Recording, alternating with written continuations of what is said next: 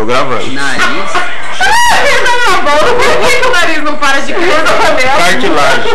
Porque você mexe muito. Então minha orelha vai ficar gigante, né? Porque O nariz então vai não, tá assim, ó. Vai ficar bem porque ai, eu quero ser mais que isso aqui. Olha, Bu, não tem que vir do essa frente de pulo. Agora você não cresce, cai. Não cai, não. Cara, esse vai pra academia, mulher. Eu vi uma mulher E aqui de longe, eu vi né? uma mulher no banco, gente, ela parecia ter no máximo 30 anos, 35 anos no máximo. Gente, tudo caiu nela.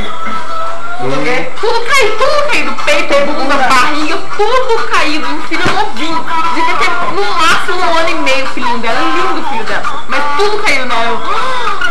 Ai, parou de travar. Você tá carregando. Pronto. Tem culpa sua, Buri. Tem como você deixar carregando lá? Eu não sabia. Aí começou a travar. É, acho que isso aí é energia pessoal de cada um. Eu sou energia, então Vida da mamãe. Deixa ele quieto. Ele vai descarregar. Ah, vai. Aí ela tá ficando. E aquele outro não funciona? O qual? Ele ali? Não vai carregar. Nem. Eu tenho um desse que eu dou aula. Arrumar aquilo ali. Eu tenho um desse que eu dou aula.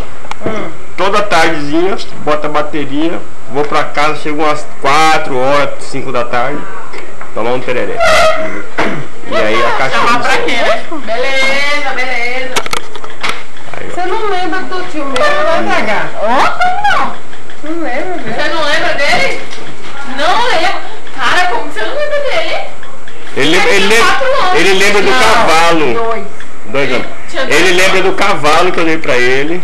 Eu não lembro dele? Tem um cavalo. É, o cavalo. Eu só lembro do cavalo dele, não. Não. Do cavalo você lembra, né? Do cavalo presente. A pessoa que deu nada. Pois é. Que hora que é? 11h30 já. Vamos arrumar. Ah, não, eu quero beber 11h30?